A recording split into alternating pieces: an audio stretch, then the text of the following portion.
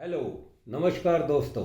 मैं हूं आपका अपना डॉक्टर अशोक कुमार, सेवानिवृत्त वैज्ञानिक, लुवास अर्थात हरियाणा कृषि विश्वविद्यालय हिसार। जी हाँ, संस्थापक एवं संचालक, भारतवर्ष की number 1 Snow View mushroom lab and training centre, 1064 Gandhi आश्रम, नरेला, दिल्ली 110040। जी हाँ, मेरा फ़ोन नंबर है 98 120 19 128, 98 120 19 128। तो दोस्तों, हमारा जैसा कि आप जानते हैं श्रृंखला चली हुई है। हमारे आज का टॉपिक है मशरूम फार्म की प्राथमिक आवश्यकताएं। भाग 3 क्या है, इसमें ज़मीन और उसके चुनाव के विषय में आज हम बात करेंगे।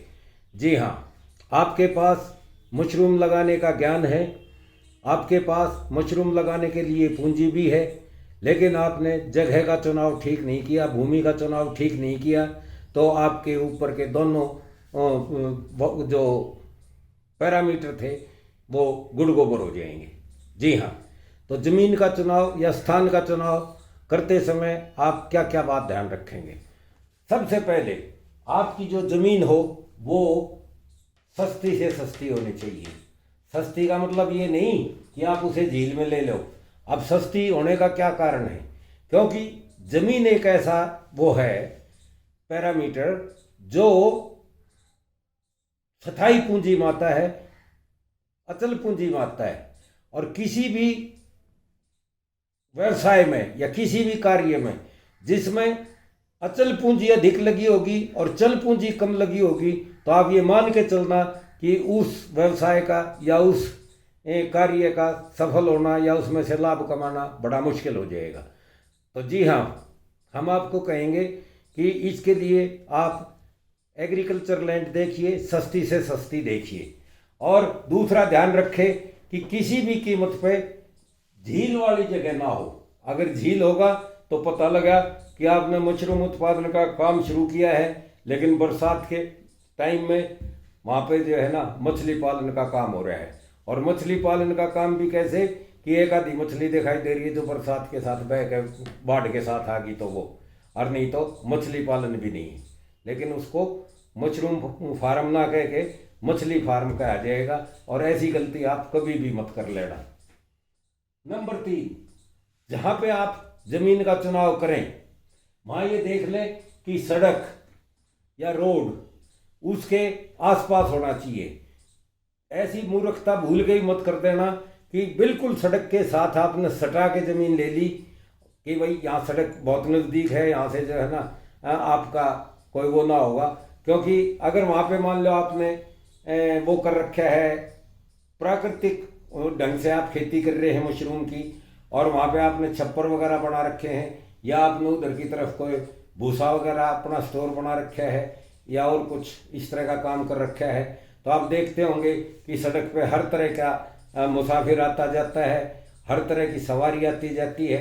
तो वहाँ कोई भी बीड़ी सिगरेट पी के और आपको उसमें फेंक सकता है, और पता लगा कि आपको उसमें फार्म में आग लग जाए। और हम देखते हैं, मेरा पिछला 34 साल का अनुभव है कि हर साल हिंदुस्तान में 5 7 8 फार्म हर साल इससे जलते हैं। उसके दो ही कारण होते हैं, या तो बिजली के तारों के नीचे बना देते हैं। बिजली के तार आपके खेत में से नहीं जाने चाहिए, साइड से जाने चाहिए। और बाई चांस अगर आपका खुद का खेत में बिजली के तार लगे हुए हैं तो आप उनसे कम भी 20-20 फुट 25-25 फुट उन तारों के नीचे से दूर रखें और वहाँ अपना फार्म बनाएं। तो जी हाँ, आपको ऐसा ज़मीन चुननी है जो सड़क के बिल्कुल नज़दीक ना हो, लेकिन सड़क के साथ जरूर हो। मतलब आप सड़क से थोड़ी सी दूरी हो, 1-2 किला नीचे, एकड़ अलग से होना चाहिए। अब चौथा पॉइंट है इसमें, आवागमन के साधन उपलब्ध हो। आपके पास जहाँ पे आप ज़मीन ले रहे हैं या जहाँ पे आप मशरूम फार्म का खोलने का प्रोग्राम आपका है, तो वहाँ आप देखते होंगे कि आपको और आपकी लेबर को और आपकी मशरूम को प्रतिदिन जाना पड़ेगा मशरूम बेचने के लिए मार्केट में। तो वहाँ से आप ऐसी जगह मशरूम फार्म लगाएं जहाँ से आपके आवागमन के साधन आराम से और सस्ते रूप में और खूब उपलब्ध हो, ताकि आपको अपनी मशरूम भेजने में भी दिक्कत ना पड़े और आपके लेबर को आने जाने में भी दिक्कत ना रहे और आपको भी आने जाने में दिक्कत ना रहे। जी हाँ, उसके अगली बात, आप अपने जहाँ आपने मशरूम फार्म खोल रखा है या खोलना चाह रहे हैं, वहाँ पे आप ये भी देख लें कि बैंक की सुविधा भी उपलब्ध होनी चाहिए, क्योंकि आजकल सब काम बैंकों के थ्रू होता है, लेन देन और ये सारा काम, और बैंक के रीच में होगा तो वो बैंक से आप अपना लोन, आपको लोन मिलने में भी आसानी रहेगी और भी बैंकिंग सुविधाएं आपके पास उपलब्ध रहेंगी।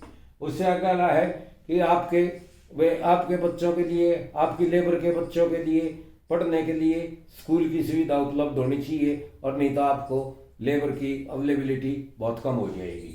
उसके बाद बाजार उपलब्ध हो, आपके ऐसी जगह हो कि नज़दीक से नज़दीक आपका बाजार हो, क्योंकि यह एक पेरिशेबल आइटम है, बहुत जल्द खराब होने वाली सब्जी है, तो इसको आप जल्दी से जल्दी तोड़ के और पैक करके आप बाजार में बेच सको, तो बाजार भी आपका नज़दीक ही होना चाहिए। जितना दूर ज़्यादा बाजार होगा उतना ही आपको कष्ट होगा, कठिनाई होगी।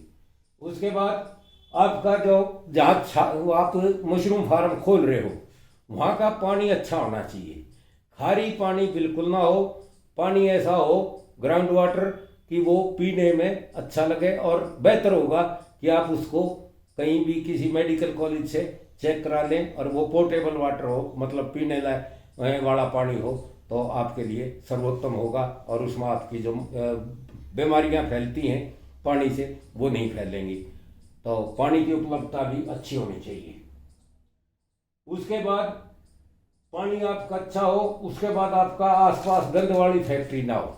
जी हाँ, आजकल हम देखते हैं कई जगह जो है वो इंडस्ट्रियल एरिया में फार्म लगा देते हैं।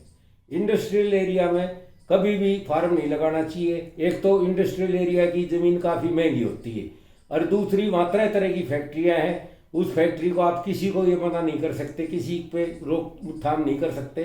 तो वहाँ से जो फ्यूम्स निकलती हैं, जो गंद वाली फ्यूम्स को भाप टाइप में जो गंद आती है, तो वो आपके मशरूम को खराब करेगी, और हो सकता है कि आप जो है ना मशरूम फार्म लगाने से के साथ साथ ही आप वहाँ फेल हो जाओ। तो वातावरण साफ होना चाहिए, अच्छा होना चाहिए, और बेहतर है कि आप ऐसी जगह फार्म लगाओ जहाँ खेतों में हो और आसपास अच्छे पेड़ वगैरह भी लगे हों, ताकि उससे वातावरण के अच्छे होने का आपको सहयोग मिलेगा। तो ये देख लेना। दूसरा, फिर कई बार आदमी भट्ठे के पास वो लगा देते हैं, भट्ठे की ज़मीन मिल जाती है उन्हें, और वो सोचते हैं कि ये झील में भट्ठे में वो रहेगी, ठंड रहेगी, तो भट्ठे के आसपास ना लगाना। मेरे को याद आता है मेरे 34 साल की जो मशरूम की ज़िंदगी है, मेरे एक क्लाइंट ने इस जगह, ऐसी जगह वो मशरूम फार्म लगा दिया था कि वहाँ एक भट्ठा लगा हुआ था, और उसमें प्रॉब्लम आ गई, टेढ़ी मेढ़ी मशरूम होने लगी। हमने सारे तरह के टेस्ट करे, आखिर में बहुत देर बाद जाकर हमको ये पता लगा कि अब सर्दी का मौसम है, और सर्दियों में जैसे धुंध पड़ती है, तो वो भट्ठा जब चलता है तो उसकी धुंध में मिल के और वो उसके उसमें आ जा रही है, और उसके ऐसी खींच के उसके अंदर वो कर रहे हैं। तो ये इस तरह की बीमारियों को बोलते हैं डिफॉर्मेटिक डिजीज, मतलब जो वातावरण के कारण जो बीमारी आती है मशरूम में, टेढ़ी मेढ़ी होना और अच्छी बुरी तरह की उसमें आकृति मिलना, और उसमें इस तरह की समस्या आई। जैसे ही वो भट्ठा बंद होया तो पता लगा वहाँ वो समस्या ठीक हो गई थी। तो भट्ठे के आसपास ना हो। और दूसरी, कई जगह गाँव में एक जगह होती है जहाँ पे मरे हुए जानवरों को डाल देते हैं, उन जानवरों के उसमें से वो खुले छोड़ देते हैं लोग बाग, और उनको दफनाते नहीं, उनको क्रियाक्रम उनका ढंग से नहीं करते, तो उसमें से गंध निकलती है। या कई बार आसपास कोई सरेज की फैक्ट्री ना हो, जो ये फेविकोल वगैरह होता है उसमें मिलता है सरेज, पहले वो देखा होगा आपने, सरेज जो सफ़ेदी वगैरह में डालते थे, ये चिपकाने चुपकाने काम आती है, वो फैक्ट्री भी टोटली हड्डियों के उससे चलती है, और वहाँ पे बड़ी गंध आती है। और गंद नहीं, उस में तरह तरह के मरे हुए जानवर होते हैं, जिनमें तरह तरह के बैक्टीरिया, तरह तरह के फंगस और तरह तरह के वायरस वहाँ वो वातावरण में फैलाते हैं, और वो आपके फार्म में भी जाएंगे, आपके लेबर के साथ कपड़ों में लग के जाएंगे, आपके साथ भी लग के जाएंगे। तो मेहरबानी करके ऐसी जगह आप फार्म ना लगाएं जहाँ भट्ठा हो या मरे हुए जानवरों का पड़ा हो, बिखराव होता हो। वातावरण बढ़िया हरा भरा होना चाहिए और हो सके तो आपकी रेलवे सुविधा भी आपके आसपास हो, ताकि आपको अगर दूर मशरूम भेजनी है तो आप अपने नज़दीक के रेलवे स्टेशन से अपनी मशरूम बुक करा सकते हैं और आपको मार्केटिंग में आसानी होगी। तो दोस्तों, ये मैंने आपको बताया कि किस तरह से आपको ज़मीन का चुनाव करना चाहिए। अब इसमें एक चुनाव और ध्यान रखने वाली बात है, वो हम अगले भाग में बताएंगे कि छप्पर वालों के लिए ज़मीन का चुनाव किस प्रकार करना चाहिए। ये सारी बातें तो उसमें रहेंगी और भी कुछ खास बातें हैं, तो उसके लिए क्योंकि इस वीडियो का टाइम पूरा हो गया है, अब हम इसमें और ज़्यादा नहीं दिखा सकते, अगला बताएंगे।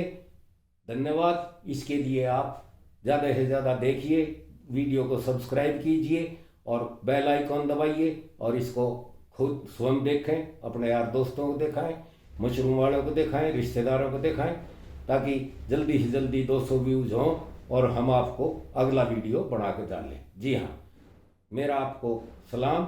Doctor Ashok Kumar, 9812019128, Snow View mushroom lab and training centre, 1064 Gandhi आश्रम, नरेला, दिल्ली 110040। धन्यवाद। नमस्कार।